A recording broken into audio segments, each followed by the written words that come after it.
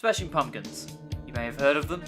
You may have also heard of their lead singer, songwriter and guitarist, Billy Corgan. Some of you may have heard even further that Billy Corgan is a bit of an asshat. Now you might be thinking, come on, I don't want to hear about the bald prick, I just want to hear what you think of the Smashing Pumpkins' music. And that's exactly my point. My music reviews will always primarily be about the music. And that is as far as I plan on going in relation to Billy Corgan's personality and behaviour. Because that behaviour doesn't change the fact that he is the best fucking guitarist I've ever heard.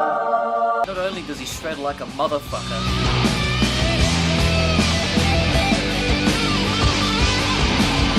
he also loves to play in different dynamics, different styles, and with different guitar tones. So one moment he might be playing some pummeling metal-inspired riffs,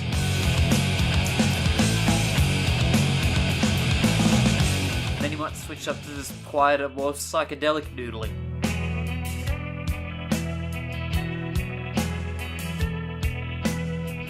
But they don't just have phenomenal guitars, they also have Jimmy Chamberlin, a god amongst men on the drums.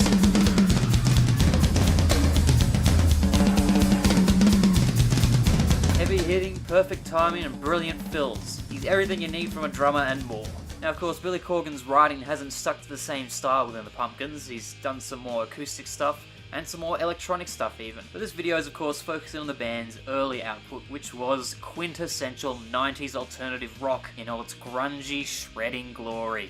We started my Smashing Pumpkins reviews on this channel with their first two albums, 1991's Gish and 1993's Siamese Dream. And I'm going to do it chronologically, so now here's Gish.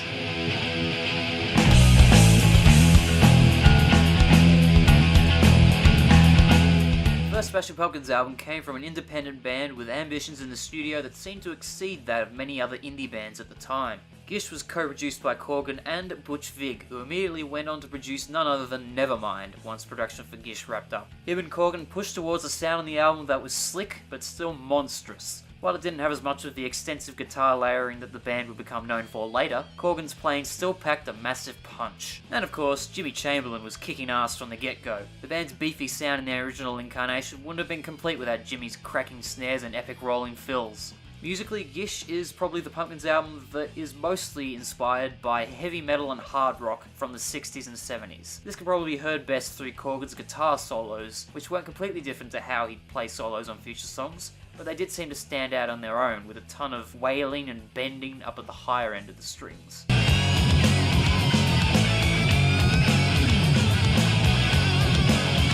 Now admittedly, I don't really like classic rock at all. Take a band like Led Zeppelin for instance. I can definitely tell that there's plenty of talent involved, particularly in Jimmy Page's guitar playing, but I just find his guitar tone so uninteresting. He can play complex stuff, but none of it feels all that heavy to me, you know? Granted, it was heavy for its time, and that was probably the best they could do with the style of their music and the state of music technology back then. But really, I just couldn't care less about it. I guess the songwriting of a band like Led Zeppelin never grabbed me at all, so that's probably a huge part of it as well. Now, Corgan does somewhat recreate the playing style of old school bands like Led Zeppelin, but he's filtered this through a much more fleshed out sound. For starters, he actually puts a decent amount of distortion on the guitars, and also throws in some other guitar effects and feedback for good measure. But of course, tone amounts for little if the songwriting is garbage. And thankfully there's little to worry about there, as Billy always had a knack for creating thunderous, memorable riffs. Even if some of the chord progressions on Gish are a little simpler and more bluesy compared to their later stuff, they still wallop. Gish has songs like I Am One and Bury Me that almost never stop attempting to punch you in the gut, but it's the psychedelic and prog-inspired deviations that really make Corgan's songwriting stand out. Plus some good old, maybe Pixies-inspired loud, quiet, loud dynamic shifts. After all, Corgan was a big fan of their debut album Surfer Rosa. On Gish, Billy often balanced the band's typical brashness with some brilliant, dreamy sections, either coming down from the heaviness before kicking back into gear on the songs Seaver and Snail, or starting off dreamy and building up to the heaviness like on Rhinoceros and Windowpane. But like every Pumpkins album, Gish also has some songs that are quiet from start to finish, like Crush, the hazy, drumless love ballad, and Daydream, the album closes with a rare vocal appearance from bassist Darcy Retzky. Could also be her only performance on the album at all, since Billy played nearly all the guitar and bass parts on Gish himself. Are you sure about that? Darcy's contribution in that case would at least be a step up from that of the band's other guitarist, James Iha. He doesn't sing on Gish at all, as far as I can tell. Billy may have blown both James and Darcy's respective talents on their instruments out of the water, but they definitely didn't deserve to be shut out like that. Another thing I could say about Gish is that the lyricism is generally meaningless. This is a direct Corgan quote on Gish's lyrics. In a weird kind of way, Gish is almost like an instrumental album. It just happens to have singing on it, but the music overpowers the band in a lot of places. So I feel like that's all that needs to be said about the lyrics on the record. For a while, Gish was definitely in my all-time top 5 albums, but right now I'm not really sure it'd still be there. Maybe that's partly down to the tracklist being a bit top-heavy. It opens with I Am One, Siva and Rhinoceros, which technically were also the album's singles. Crush and Suffer in the middle of the album start to bring it down a little, and Snail and Windowpane mostly carry the second half of the album. But what a set of tracks to open an album with. And to me, Rhinoceros is undoubtedly the album's peak. First it just floats along in this state of bliss, and then without warning, the heavy guitars punch in, complete with wailing solo, of course.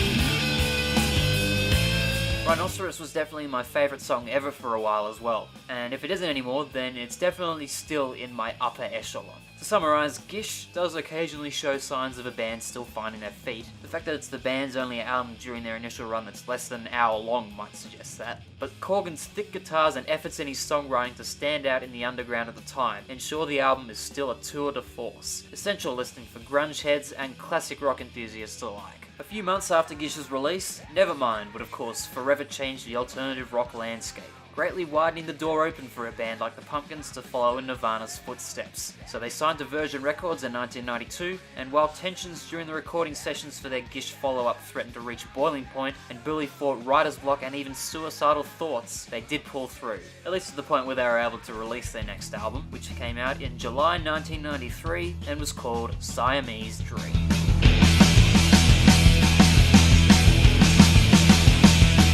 A band that we were friends with, Catherine, they were all using big muffs. All 3 guitar players had big muffs, and we came in a rehearsal one day and there was this sound in the room, and it was like, what is that sound? Oh, it's this pedal. I'd never heard of the big muff before. So yeah, we went out and got them, we started rehearsing with them, and then that became sort of the Siamese Dream sort of sound. The almighty, the holy grail of guitar fuzz pedals, Electro Harmonix' Big Muff. Billy incorporated this trusty little pedal into his sound, whilst making sure that James Iha played as little on this album as possible. Or maybe just not at all. Again.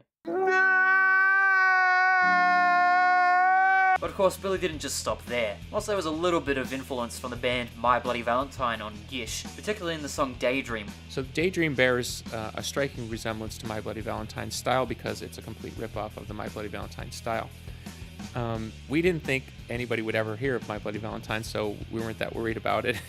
He took an even bigger leaf out of their book on Siamese Dream as he harnessed the true power of overdubbed guitar parts. Because what sounds better than a guitar playing through a big muff? That's right, 10 guitars playing through a big muff all at once. The result is still the greatest overall guitar tone I've ever heard on an album, period. Dare I say it's also the heaviest album I've ever heard. Of course, it's hard to measure heaviness in music, but if we're mostly measuring it by guitar tone, then there would definitely be heavier albums out there. But I predict that most of those albums would fit under the more extreme styles of metal, where the guitars are certainly punishing, but they're played so fast and messily that it's almost impossible for me to keep track of what they're actually playing. This is part of what makes Siamese Dream such a triumph. The guitars are absolutely furious, but they still clearly project the melodies to propel the songs. And they even manage to do so without overpowering the other instrumentation, or vice versa. So hats off to everyone involved in mixing the album, Billy and Butch Vig again, and Alan Moulder, who stepped in when Billy and Butch were too burnt out to continue. Getting that balance in the mix between the instruments must have been a pretty big ask. Now for those who still want to nitpick and argue that Siamese Dream isn't a very heavy album in the grand scheme of things. Okay, it isn't objectively the heaviest album ever, but as far as I can tell, it's objectively the heaviest album I've ever heard that I'll willingly listen to. And I haven't even gotten to the songwriting yet, because damn, Billy really dialed things up after Gish. He retained the band's trademark hard-hitting guitars and prog-inspired songwriting journeys, but he transformed his melodic and vocal writing and performances into something that made it seem like he had a lot more faith in what he was singing. The Smashing Pumpkins were no longer just humble Hendrix worshippers, they were now a band ready to take stadiums and the world's biggest music festivals by storm, with their powerful blend of rock and roll and noise now propped up even further by anthemic hooks. Billy's singing on Siamese Dream might not entirely hit the mark, at least in relation to pitch, but this is made up for by the fact that he sings these songs like his life depended on it, and maybe it did, what with the whole suicidal thing. And while we're talking about individual performances, Jimmy Chamberlin continued to be the god of drumming as always here. That's all that needs to be said, really. The album's opening track, Cherub Rock, starts with a military-style drum roll from Chamberlin, and then it only takes about 20 seconds before the tidal wave of guitars hits. Cherub Rock is one of the album's more straightforward rock songs, either structured relatively simply or maintain a similar volume throughout, alongside tracks like Today, Quiet, Rocket, and Mayonnaise. Then there's the standard Quiet Pumpkins tracks, Disarm, Spaceboy, and Luna. And then elsewhere on the album, Billy really starts to indulge his more proggy instincts with marathons of massive rhythm guitar riffs, more jangly explorations, and obviously more screeching solos. These main tracks being Hummer, Soma, and Silverfuck. Today is a song that I've been bumping since way before I properly got into the Pumpkins discography. It probably has the most accessible melodies on the whole album, so its status as the band's breakthrough single makes a whole lot of sense. Does that go against the song in any way? Of course it doesn't. It was the first Pumpkin song I heard and loved after hearing it on Guitar Hero World Tour nonetheless, and nearly 10 years later, it still holds up. Most of the album's quieter songs are probably its weaker tracks in my opinion. Weak is a strong word though. Disarm, Spaceboy, and Sweet Sweet, even if it is almost too short to really be memorable, are great songs in their own right. But when you put them against titans like elsewhere on the album, they're gonna feel like letdowns in comparison. And it's not like I just have a thing against mellow and or acoustic songs. Billy and James have written songs in this style elsewhere in the band's discography, including some other stuff from the Siamese Dream era, that are beautiful.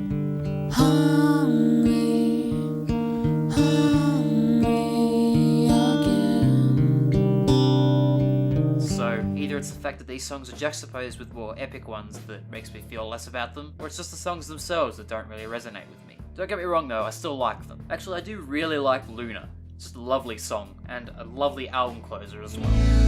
I'll sing for you. If you want me to, I'll give to. But this is the album that made me realize just how much I love massive guitar sounds, and that's why I love about Siamese Dream the most. And these build-ups to these massive moments on the album make them even more rewarding. Soma creates this beautiful shimmering atmosphere with softer melodies that still hold a ton of emotion, and then suddenly boom! And then Billy busts out one of the best guitar solos I've ever heard in my life. It's like Stairway to Heaven for the 90s alternative movement. Obviously it wouldn't be recognized enough to actually be the Stairway to Heaven equivalent of the 90s, but it bloody well should be. The song Mayonnaise is a thing of beauty from start to finish. Since there's a cover of it on my channel, obviously I've figured out how to play it on guitar, and even while I'm just playing it for myself, it's just a joy to hear the melody in the song, even if Billy plays it miles better than I can. Also, it was apparently James who came up with the intro riff to Mayonnaise. So while he didn't have much input on the album otherwise, his biggest contribution was on what's possibly my favourite song on the album. So James, my man. And I can't talk about this album without talking about Silverfuck. An almost 9-minute long journey that's less about complex licks and more about one or two chords beating the listener over the fucking head. It eventually just devolves to pounding the final chord and cymbals before it spirals off into squealing feedback and noise. If you don't get any enjoyment out of this song at any point, then I'm gonna have to check your pulse, buddy. And that's where I'll start wrapping things up, because there's probably a ton of things I could say about Siamese Dream, but I doubt anyone wants to see me waffle on about a single album for half an hour or more. It's just a goddamn masterpiece. It's been my favourite album ever for a long time, though now I've heard Weezer's Blue Album and has much closer competition now, I guess. But it's the album that's shaped my musical preferences the most, so even if one day it stops being my all-time favourite album, then it's still probably the most significant album in my life. So to sum up these two Smashing Pumpkins albums in 5 words, classic rock, but actually good. Don't worry, I'm just goofing. Keep listening to classic rock if that's your preference. Just not around me. Bitch. So what did you think of that review? Agree? Disagree? What Smashing Pumpkins albums do you want me to review next? Should I just go to Melancholy? Or do you want me to look at one of their other albums? Or maybe you want me to look at another band? Give me a suggestion for a band that I should review next. Though, keep in mind, I'm pretty choosy. Anyway, thanks for watching. Hope you enjoyed the video, and I'll see you next time.